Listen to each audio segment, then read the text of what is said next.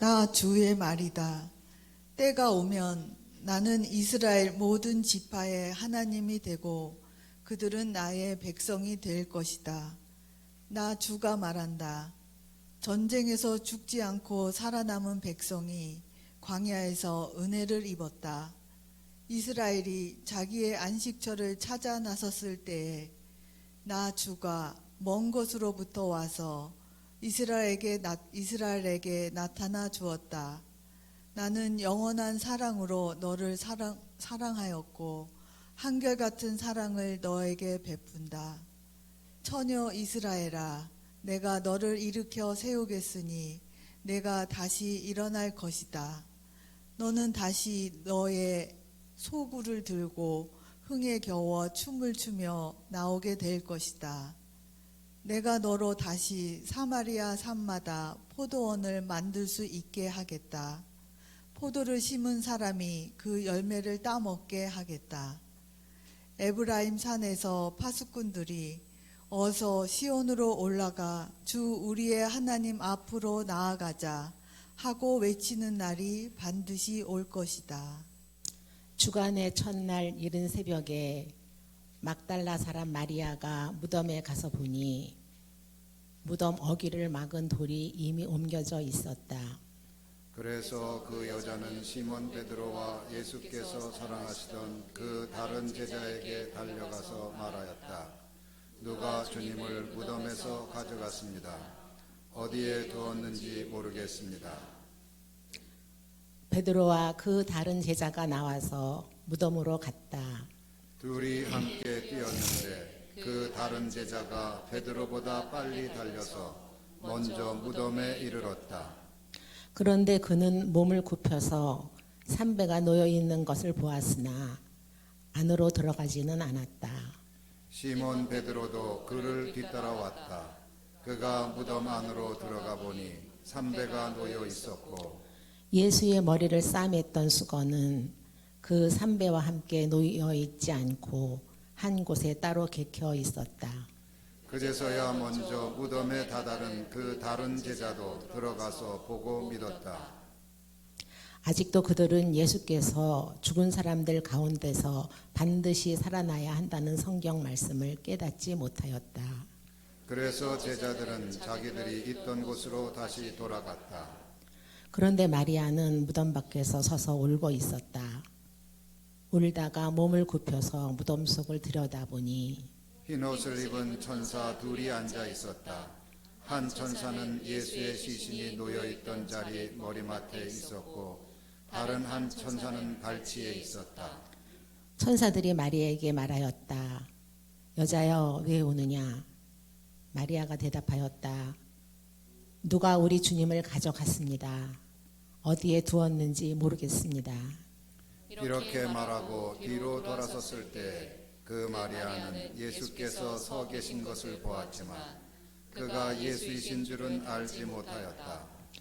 예수께서 마리아에게 말씀하셨다. 여자여, 왜 울고 있느냐? 누구를 찾느냐? 마리아는 그가 동산지기인 줄 알고 여보세요, 당신이 그를 옮겨 놓았거든. 어디에다 두었는지를 내게 말해주세요. 내가 그를 모셔가겠습니다 하고 말하였다. 예수께서 마리아야 하고 부르셨다. 마리아가 돌아서서 히브리 말로 라보니 하고 불렀다. 그것은 선생님이라는 뜻이다. 예수께서 마리아에게 말씀하셨다. 내게 손을 대지 말아라. 내가 아직 아버지께로 올라가지 않았다. 이제 내 형제들에게로 가서 이르기를 내가 나의 아버지 곧 너희의 아버지 나의 하나님 곧 너희의 하나님께로 올라간다고 말하여라. 막달라 사람 마리아는 제자들에게 가서 자기가 주님을 보았다는 것과 주님께서 자기에게 이런 말씀을 하셨다는 것을 전하였다. 2026년 부활절 축하 예배 참석하신 길벗 여러분들께 부활하신 주님의 은혜 또 생명과 평화가 함께 하시기를 축원합니다.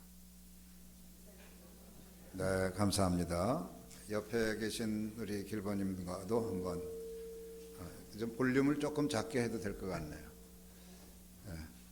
자, 우리 인사합시다. 주님의 부활을 축하합니다. 예, 감사합니다.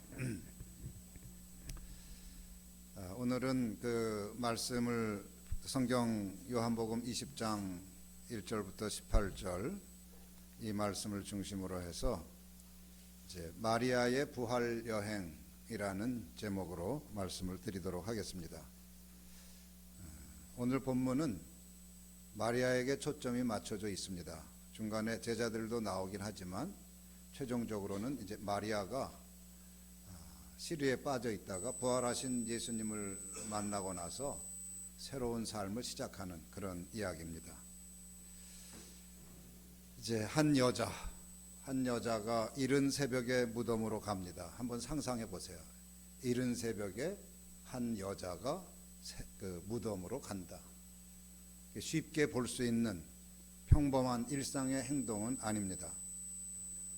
아마 무덤에 묻혀 있을 어떤 그 고인에 대한 애정이 깊었던 모양입니다. 여자의 이름은 막달라 마리아. 누가복음에 따르면 그녀는 7 귀신 들린 여자였습니다. 7이 완전성이나 충만함을 암시하는 숫자인 것을 감안하면 7 귀신이 들렸다는 것은 존재와 삶 전체가 아주 속속들이 송두리째 통째로 귀신에 시달렸다는 뜻입니다. 그런데 그 7 귀신을 예수께서 쫓아내셨습니다. 저주스러운 삶에서 해방된 것이요 풀려난 것입니다. 그렇게 삶의 행복을 주신 그이가 예수님이 죽었습니다. 하늘이 무너지는 것 같았을 것입니다. 그이가 죽은 날이 금요일, 그 다음 날은 토요일, 그 당시 안식일입니다. 안식일에는 아무것도 할 수 없었습니다. 애만 태우고 있다가 뜬 눈으로 밤을 새웠고 안식일이 끝나자마자 무덤을 찾았습니다. 요즘 우리의 요일 감각으로 하면 오늘 새벽입니다. 오늘 새벽 어떤 한 여자가 혼자 무덤을 찾은 거예요. 이제 마리아의 이 여정을 우리 다중현실론으로 읽어보면, 다중현실론 아시죠? 우리는 한 가지 현실에만 살아가는 것이 아니라 다중현실, 4가지 현실 속에서 살아간다. 이건 언제나 그래요. 우리가 모를 뿐이지. 첫째 현실이 뭐죠? 생활현실. 둘째 현실이 심리현실. 셋째 현실이 영성현실. 넷째 현실이 신성현실입니다. 이 4가지 중첩된 현실 속에서 살아가는데 우리는 대부분 생활현실에 매여서 다른 현실은 안중에도 없고 그것에 무지하지요. 그런데 그 다중현실론, 제가 MRT라고 표현한 다중현실론으로 읽으면 막달라 마리아는 생활현실의 고통, 그 죽음의 고통이죠. 상실의 고통이라고도 할 수 있습니다. 심리현실의 슬픔, 영성현실의 각성, 알아차림, 그리고 신성현실과의 접촉을 차례로 통과하면서 부활을 경험하는 이야기입니다. 부활은 죽은 예수가 다시 살아났다는 과거의 객관적인 사실에만 국한되지 않습니다. 부활은 한 인간이 눈을 뜨고 삶을 이전과 달리 해석하고 신성현실을 접하면서 새로운 존재로 변형되어 새로운 삶을 살기 시작하는 그 새 창조의 사건입니다. 이 부활이 바로 오늘 우리들의 삶 속에서 일어나야 합니다. 새 창조의 삶이. 이제 생활 현실부터 이제 차례로 한번 우리도 여정을 떠나 보겠습니다. 생활 현실. 이것은 빈 무덤의 현실입니다. 마리아의 부활 여행은 아주 구체적인 생활 현실에서 시작합니다. 시간은 이른 새벽이고 장소는 무덤이며 분위기는 어둡습니다. 십자가에서 처형당한 예수는 당연히 무덤에 있어야 했습니다. 그게 생활 현실의 상식입니다. 그런데 가보니 무덤 어귀를 막은 돌이 옮겨져 있었습니다. 마리아는 놀라서 시몬 베드로와 다른 제자에게 달려가서 말했습니다. 이 다른 제자는 예수님의 사랑하셨던 제자 요한을 의미합니다. 달려가서는 비명 지르듯 얘기합니다. 누가 주님을 무덤에서 가져갔습니다. 어디에 두었는지 모르겠어요. 마리아는 무덤 안을 확인하지도 않고 제 멋대로 해석합니다. 누가 가져간 일 없거든요. 근데 겉으로 드러난 모습만 보고 그렇게 판단해요. 우리도 그럴 때가 많지 않습니까? 사람 속을 헤아리지 않고 보이는 것만으로 판단할 때가 얼마나 많습니까? 진실을 보지 않고 내 경험만으로 속단할 때가 얼마나 많습니까? 아무튼 여자의 말을 들은 베드로와 다른 제자는 무덤으로 달려갑니다. 근데 베드로보다 다른 제자가 먼저 도착했습니다. 몸을 굽혀서 무덤 안을 들여다보니 삼배가 놓여 있습니다. 뒤이어 도착한 베드로는 무덤 안으로 들어갑니다. 무덤 안으로 들어가니까 그는 삼배뿐 아니라 머리를 쌌던 수건이 따로 개켜져 있는 것을 봅니다. 사람 관계도 그렇습니다.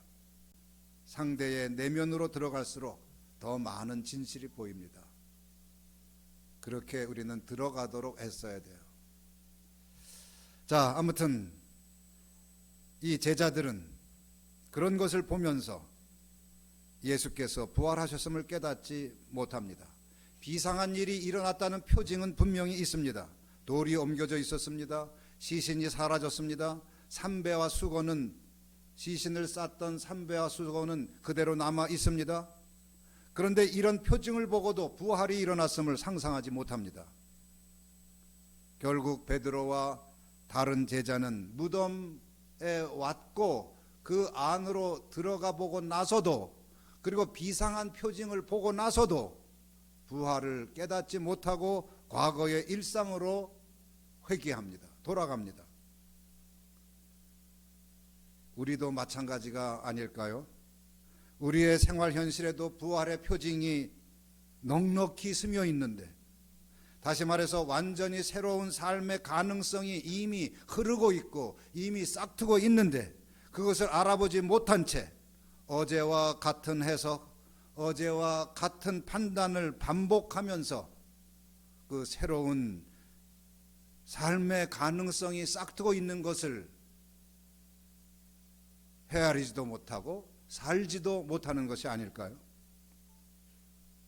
마리아처럼 보이는 것만으로 판단하고 제자들처럼 표징을 보고도 깨닫지 못한 채 과거의 상식으로 해석함으로써 부활 생명의 흐름을 스스로 차단하는 건 아닐까 말입니다.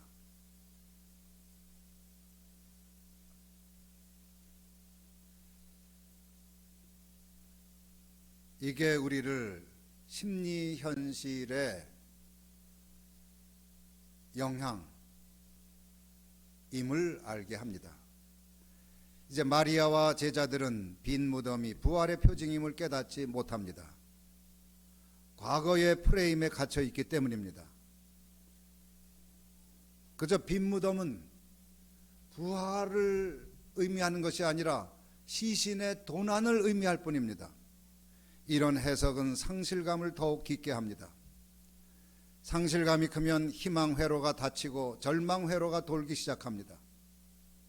상실감과 절망이라는 심리 현실의 틀로 현실을 해석하면 삶의 새로운 가능성들은 사라집니다.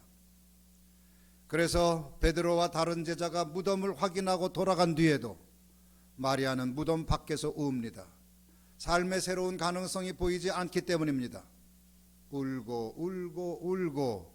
마리아의 울음은 어찌 보면 사랑의 울음이지만 사실은 집착의 울음이기도 합니다. 마리아는 예수의 시신이라도 붙들고 싶어 하고 있습니다.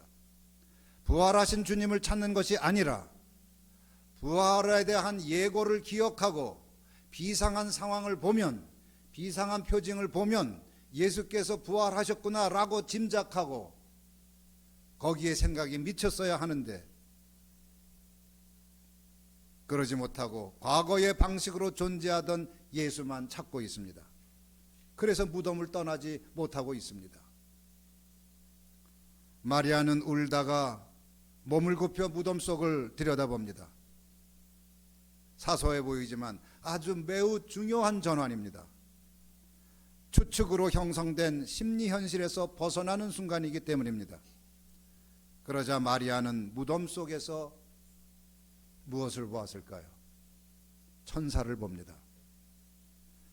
그러나 천사를 보고서도 새로운 삶의 가능성, 즉 부활의 가능성을 여전히 깨닫지 못합니다. 그래서 천사가 여자여 왜 우느냐 하고 물었을 때도 여전히 똑같은 대답을 합니다. 여전히 추측을 진실처럼 되풀이합니다. 누가 우리 주님을 가져갔습니다. 어디에 두었는지 모르겠습니다. 앞에서 한 얘기 또 천사에게 또 하고 있어요. 여전히 예전의 해석의 틀 안에 고착되어 있는 것입니다. 심지어 부활하신 예수님이 곁에 있어도 알아보지 못합니다. 예수님께서 누구를 찾고 있느냐 하고 직접 말을 건넸는데도 마리아는 예수님을 부활하신 주님으로 알아보지 못합니다. 그저 동산지기로 여길 뿐입니다. 그래서 말하지요. 당신이 그를 옮겨 놓았거든 어디에다 두었는지 내게 말해주세요. 내가 그를 모셔가겠습니다. 아주 지독할 정도로 자기 생각에 갇혀 있어요. 자기의 경험과 자기의 상식에 갇혀 있는 겁니다. 아, 이 동산지기가 옮겼음에 틀림없구나. 이것도 짐작, 추측, 넘겨짚는 얘기. 그래서 그것에 따라 뭔가 하려고 하는 거예요. 부활하신 예수님이 마리아 앞에 서 있지만 마리아는 그 새로운 존재를 여전히 과거의 틀로 해석하고 그 낡은 해석에 따라 행동하려고 합니다. 이러한 일은 심리 현실에 갇힐 때 누구에게나, 즉 우리에게도 일어나는 일입니다. 심리 현실의 지배를 받으면 우리는 매 순간 새롭게 부활하는, 그리고 매 순간 내 앞에 새롭게 현존하는 타자를 옛사람의 틀에 가둬버립니다. 하나님이 새 일을 시작하셔도 낡은 틀에 갇혀 깨닫지 못하고 오히려 그 새 일을 방해하고 맙니다. 이제 마리아는 이제 심리 현실의 차원에서 영성 현실의 이제 알아차림으로 나아가는데 이게 아주 획기적인 전환이에요. 사실 독자인 우리가 볼 때 마리아의 행동은 기이해 보이죠. 예수님이 눈앞에 있는데도 알아보지 못하니까요. 제가 여러분 앞에 섰는데 저 아래쪽에 아래층에서 뭐 하는 사람으로 저를 알아본다면 제가 기분이 좋겠습니까? 무슨 얘기인지 잘 모르시죠? 백바지 입고 망사옷 입고 말이죠. 이 망사옷 입은 남자들도 이제 날씨 따뜻하면 많이 보여요. 이 가운 입고 설교하는 사람으로 알지 않고 그런 사람으로 안다면 이게 얼마나 기이한 일입니까? 예수님이 눈앞에 있는데도 알아보지 못하는 마리아, 그게 기이하잖아요. 우리도 그렇습니다. 우리 주위에서 동산지기의 모습으로, 즉 평범하고 어쩌면 하찮은 사람의 모습으로 현존하시는 부활의 주님을 몰라볼 때가 많기 때문입니다. 영성 현실이 열리지 않으면 그렇게 됩니다. 예수님을 보고도 아주 하찮은 존재로 오해합니다. 그래서 영성 현실을 각성하는 것이 무엇보다 중요합니다. 영성 현실은 그렇다고 제도 종교에 속해 있다거나 거기에서 열리는 세계가 아닙니다. 신비주의자들이 보는 환상의 세계도 아닙니다. 영성 현실은 심리 현실이 소거될 때, 즉 심리 현실이 축소되고 줄어들고 사라질 때 드러나는 참 존재의 차원입니다. 영성 현실에서 우리는 자기 중심성과 거짓자의 소음에서 벗어납니다. 두려움과 욕망, 비교의식, 상처, 자기 연민, 자기 비난, 조급함, 정죄의 시선 등은 더 이상 횡포를 부리지 못합니다. 이뿐 아닙니다. 삶의 신성한 흐름, 곧 무한한 신성 현실을 감지합니다. 당연히 생활 현실에 대한 경험도 달라지고 타자, 내 옆에 살아가는 사람들에 대한 해석도 달라지고 이해도 달라집니다. 왜? 좀 더 그 깊이를 보기 때문에, 깊은 곳에서 겉으로 드러나지 않은 진실을 보기 때문에 타자에 대한 경험도 달라지고 생활 현실에 대한 해석도 달라지는 것입니다. 그러면 마리아는 어떻게 영성 현실로 도약할 수 있었을까요? 마리아야 하고 예수님이 이름을 불렀을 때였습니다. 마리아야. 오늘 본문을 가만히 보면 마리아는 여러 이름으로 불립니다. 처음에는 막달라 사람 마리아로 불리죠. 이것은 출신지와 관련된 사회적 자아입니다. 그러나 무덤 안에서 만난 천사와 예수님은 마리아를 또 여자여라고 부르기도 합니다. 여자여. 이것은 상실과 슬픔 속에서 울고 있는 사람들에 대한 일반적인 이름입니다. 즉 심리적 자아입니다. 우리는 대부분 이러한 심리적 자아를 가지고 울고 있거나 화를 내고 있거나 억울해하고 있거나 비난을 하고 있거나 그런 거예요. 그게 여자여라고 부른 천사와 예수님의 그 일반적인 마리아에 대한 이름입니다. 그런데 부활하신 예수님은 마침내 마리아야 하고 부르십니다. 그냥 단순한 부모님이 지어주신 이름을 부른 게 아니에요.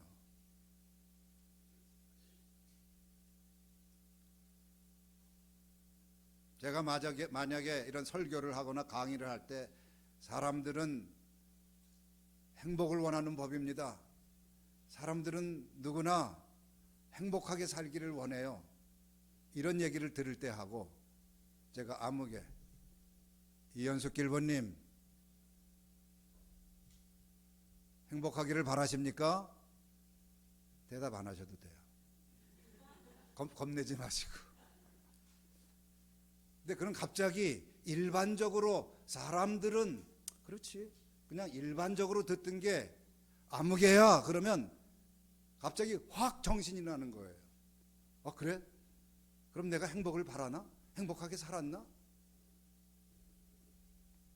이게 마리아야 여자여라고 부르던 그 호칭에서 마리아야라고 직접 부른 그 순간의 차이예요. 이때 마리아는 정신이 번쩍 나는 겁니다. 그 정신이 번쩍 난 것이 성경에 어떻게 드러나고 있느냐 하면 마리아야라고 이름을 불렀을 때 지체하지 않고 마리아는 라부니, 그게 무슨 뜻이죠? 선생님 하고 응답을 합니다. 비로소 부활하신 예수님을 알아본 거예요. 이렇게 우리에게도 부활의 주님을 알아보는 그 이름이 있습니다.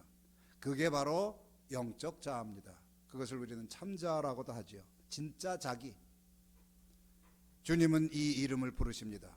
바로 그 음성을 들어야 합니다. 우리의 진짜 자기, 참 이름, 참 존재, 우리를 사람다운 사람이 되게 하는 그 참자, 그것으로 부르시는 주님의 음성을 들어야 합니다. 그러면 우리도 동산지기를 부활의 주님으로 알아보게 됩니다. 우리 주위에 있는 동산지기들이 내 참자의 눈이 열리면 그들이 부활하신 예수님처럼 보이는 거예요. 옆에 계신 분이, 옆에 계신 길벗이.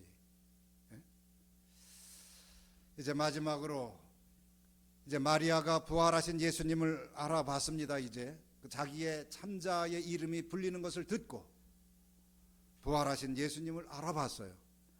근데 부활하신 예수님을 알아봤을 때 마리아가 제일 먼저 하고 싶은 일이 무엇이었을까요? 저는 예수님을 붙들고 싶은, 붙잡고 싶은 그러한 충동이었다고 생각합니다. 그것은 예수님의 말씀으로 충분히 짐작할 수 있습니다. 갑자기 라부니 라고 한 다음에 예수님이 무슨 말씀하시냐면 나를 붙들지 말아라. 내가 아직 아버지께로 올라가지 않았다. 아마 라부니 하면서 잡으려고 그랬나 봐요. 그러면서 이제 내 형제들에게로 가서 이르기를 내가 나의 아버지 곧 너희의 아버지 나의 하나님 곧 너희의 하나님께로 올라간다고 말하여라. 이렇게 예수님께서 말씀하십니다. 이 말씀은 부활의 성격을 아주 깊이 드러냅니다. 부활은 예전 상태로 복귀하는 것이 아닙니다. 예수님은 다시 살아났지만 이제 더 이상 과거의 방식으로 붙들 수 있는 존재가 아닙니다. 그렇기에 마리아는 옛 방식으로 예수를 붙들 수 없습니다. 그런데 마리아는 참자를 각성했으면서도 과거의 틀을 청산하지 못했습니다. 심리적 자아와 거짓 자아가 뒤섞여 있는 거예요. 아직은. 그래서 예수님을 소유하려고 하고 붙들려고 하고 통제하려고 합니다. 하지만 부활은 신성현실의 강력한 생명력이 죽음의 권세를 이긴 사건입니다. 이 신성현실의 생명력은 소유할 수 있는 대상이 아닙니다. 우리는 부활하신 주님을 사랑할 수는 있으나 소유할 수는 없습니다. 의지할 수는 있으나 붙들 수는 없습니다. 체험할 수는 있으나 통제할 수는 없습니다. 그래서 부활하신 예수님은 마리아에게 내게 손을 대지 말라 이렇게 말씀하신 것입니다. 그 대신 예수님은 형제들에게 가라고 부탁하십니다. 내게 손을 대지 말라는 것은 과거의 방식에 매몰되지 말라 그런 뜻이고, 형제들에게 가라고 하신 것은 이제 내가 참자의 각성을 통해 경험한 부활을 증언하라 이 얘기입니다. 마리아의 부활 여행은 그렇게 완성됩니다. 그래서 막달라 마리아는 제자들에게 가서 자기가 주님을 보았다고 말하고 또 주님께서 자기에게 하신 말씀을 전하였다. 이렇게 성경은 기록하고 있습니다. 그렇게 해서 마리아는 부활의 첫 증인이 됩니다. 상실감에서 무덤을 찾았던 여자, 사랑하는 이의 시신이라도 붙들고 싶었던 여자, 시신이 사라졌다고 추측하고 무덤 밖에서 울던 여자, 부활하신 예수님이 앞에 서 있어도 알아보지 못하던 여자, 그런 여자가 이제 공동체로 달려가 주님을 보았다고 말하고 주님께서 자기에게 하신 말씀을 전합니다. 무덤에서 울던 사람이 부활의 증인이 됩니다. 마지막으로 요한복음은 마리아를 다시 막달라 사람 마리아로 부릅니다. 하지만 이 막달라 마리아는 처음의 막달라 마리아와 완전히 다른 사람입니다. 그는 생활 현실의 상실과 심리 현실의 슬픔, 그리고 영성 현실의 각성을 거쳐 부활이라는 강력한 신성 현실을 경험하고 난 뒤 다시 생활 현실로 돌아온 사람의 이름인 것입니다. 막달라 사람 마리아라는 것이 이름은 같으나 그 속은 완전히 달라진 거예요.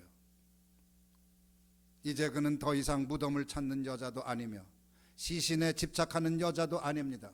상실감과 슬픔에 빠져 있는 여자도 아닙니다. 부활의 주님을 본 여자이며 그것을 최초로 증언한 여자입니다. 여러분은 어떤 사람입니까? 저는 이민재라는 이름을 가지고 있는데 이 이민재는 옛날의 이민재와 지금의 이민재가 달라요. 완전히 다릅니다. 완전히 달라요. 제가 열등감과 여러 가지 비교의식 속에서 이 막달라 마리아처럼 슬퍼하고 울고 그러고 있을 때의 이민재와 관상여정을 통하여서 내 이름을 불러주시는 예수 그리스도의 이름으로 그 부름에 참자로 응답하면서 새롭게 각성한 나, 똑같은 이민재라는 이름을 가지고 있으나 완전히 다르다 말이에요. 자, 이처럼 신성 현실을 만난 사람은 삶의 결과 방향이 바뀝니다. 자기 안에 웅크려 있지 않습니다. 자기 연민에 빠지지도 않습니다. 무덤 안에서 무덤 바깥으로 나옵니다. 그럼으로써 타자를 향해, 동료 인간을 향해, 공동체를 향해 나아갑니다. 그들에게 그리스도께서 불러주신 이름을 전합니다. 부활하신 주님이 불러주신 이름을 통해 다시 살아난 자기 자신을 증언합니다. 그렇게 부활의 증인이 됩니다. 내가 부활했으므로, 부활하신 그리스도께서 불러주신 그 이름 덕에, 그 참자를 각성한 덕에 내가 부활했으므로, 내가 다시 살아났으므로 그 나의 살아남을 증언한단 말이에요. 이렇게 해서 저도 이 막달라 마리아와 함께 부활의 증인이 되는 것입니다.